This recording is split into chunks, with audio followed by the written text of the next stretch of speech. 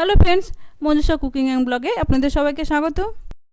শীতকাল মানেই বড়ি আচারের সময়। আপনারা হয়তো অনেক রকম বড়ি খেয়েছেন, মটর ডাল, বিউলির ডাল, ছোলার ডালের। আমি আজকে একটু অন্য রকমের বড়ি দেব।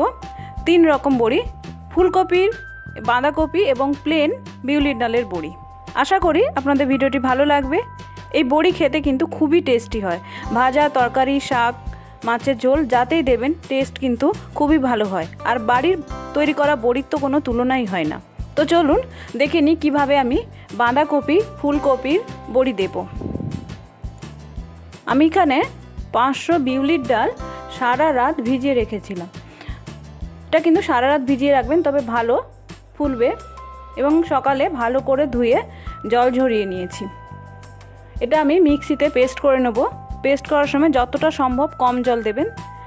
এবার আমি একটা ফুলকপি এরকমভাবে গ্রেটার দিয়ে গ্রেট করে নিয়েছি এবং কিছুটা বাঁধাকপি খুব ফাইন করে কুচিয়ে হালকা গরম জলে ভাপিয়ে নিয়েছি। আমি কিন্তু সেদ্ধ করিনি, জাস্ট একটু ভাপিয়ে নিয়েছি, নিয়ে ভালো করে জলটা ঝরিয়ে নিয়েছি। এছাড়া দেব নুন। দেখুন ডালটা আমি মিক্সিতে পেস্ট করে নিয়েছি।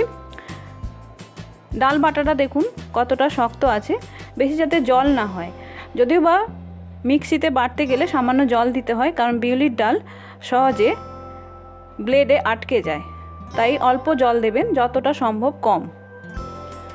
এভাবে আমি পুরো ডালটা বেটে নিয়েছি।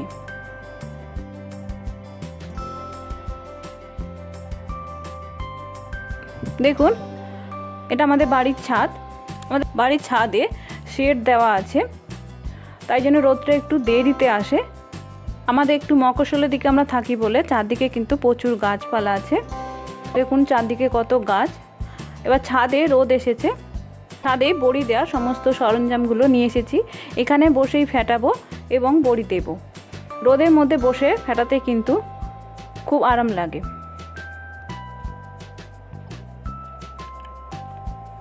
দেখুন আমি ডালটা 3টে ভাগে ভাগ করে নেব, যেহেতু আমি 3 রকম বড়ি দেব। ভাগ করে আমি ভালো করে ডালটা ফেটিয়ে নেব। বড়ি দেওয়ার ডাল যত ভালো ফেটাবেন তত কিন্তু বড়ি খুব হালকা হবে এবং তরকারিতে দিলে তত ভালো ফুলবে, তত ভালো খেতে কিন্তু টেস্ট হবে। এভাবে ফেটাতে ফেটাতে দেখবেন ডালের কালার আস্তে আস্তে চেঞ্জ হয়ে যাবে, একদম সাদা হয়ে যাবে এবং ডাল বাটাটা খুব হালকা হয়ে যাবে, অনেকটা সাবানের ফেনার মতো দেখতে হয়ে যাবে। দেখুন ডালটা কতটা ফুলে ফুলে গেছে। এবার আমি এতে অল্প নুন দিয়ে দেব, দিয়ে আবার একটু ফেটাবো, কারণ এখনো পুরো ফেটানো কিন্তু হয়নি। যেহেতু নুন দেব সেহেতু একটু নরম হতে পারে, তাই জন্য আমি নুন দিয়ে আবার একটু ফেটিয়ে নিচ্ছি। দেখুন ফেটানো ভালো হয়েছে কিনা বুঝবেন এভাবে একটা বাটিতে জল নিয়ে এভাবে ফেটানো ডালটা জলের উপর দিয়ে যদি দেখেন এরকমভাবে ফুলে উঠেছে, ভেসে থাকছে জলে, তাহলে বুঝবেন যে ডালটা ভালোভাবে পারফেক্টভাবে ফেটানো হয়েছে।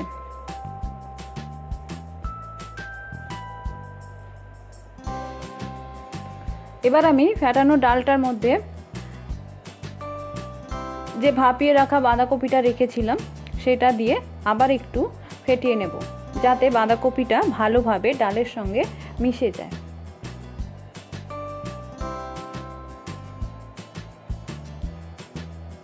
এবং যেহেতু নুন দেওয়া আছে সেহেতু বাঁধাকপিটাও একটু নরম হয়ে যাবে।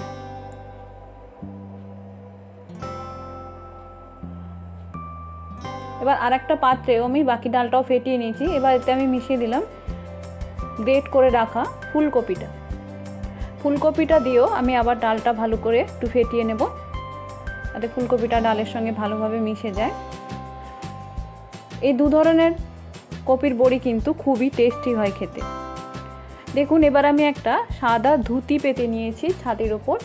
আমি এটাতে বড়ি দিই, তাই জন্য দেখতে পাচ্ছেন যে বড়ির দাগ রয়েছে। এই ধুতির নিচে কিন্তু আমি একটা প্লাস্টিক পেরে নিয়েছি, কারণ প্লাস্টিক না পেতে নিলে ধুতিটা কিন্তু ছাদে আটকে যাবে, বড়ি তুলতে কিন্তু অসুবিধা হবে। এবার আমি এভাবে বড়িগুলো দিয়ে দিচ্ছি। আপনাদের যেভাবে সুবিধে সেভাবে দিতে পারেন, সাইজ ছোট বড় আপনাদের যেরকম পছন্দ। অনেকে আঙুলের ফাঁক দিয়ে বড়ি দিতে পারেন, আমি আবার ওরকম পারি না, তাই জন্য এরকমভাবে দিচ্ছি। এই ফুলকপি বাঁধাকপির বড়িটা আমি আমার দিদির কাছ থেকে শিখেছিলাম। আমার দিদি এটা করে খুব ভালো, তাই ভাবলাম আপনাদের সঙ্গে আমি এটা শেয়ার করি।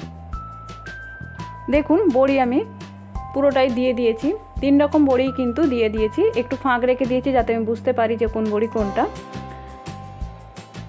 এবার এটা আমি সারা দিন ছাদে রেখে দেবো, সারা দিন রোদ পাবে। যদি রোদ সরে যায় তাহলে সেখান থেকে আমি এটা সরিয়ে দেবো আর একটু। এবার বিকেলে আমি এসে ফিরে দেখবো কী অবস্থা। দেখুন রোদ পড়ে গেছে, বড়িগুলো ওপর থেকে মনে হচ্ছে শুকিয়ে গেছে, বড়ি কিন্তু শুকায়নি, ভেতরে কাঁচা আছে।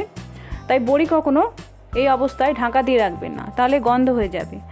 যদি ছাদে রাখতে চান তাহলে একটা নেট চাপা দিয়ে রাখতে পারেন, বা কাপড় শুকোনো দড়ি থাকে তার মধ্যে টাঙিয়ে রাখতে পারেন। আমার বাড়িতে ছাদে প্রচুর ভামবিড়াল আসে, তাই জন্য আমি ঘরে আমার ঘরের বারান্দায় এটা দড়িতে ঝুলিয়ে রাখবো। দেখুন পরের দিন সকালে আমি আবার এটা ছাদে নিয়ে এসেছি।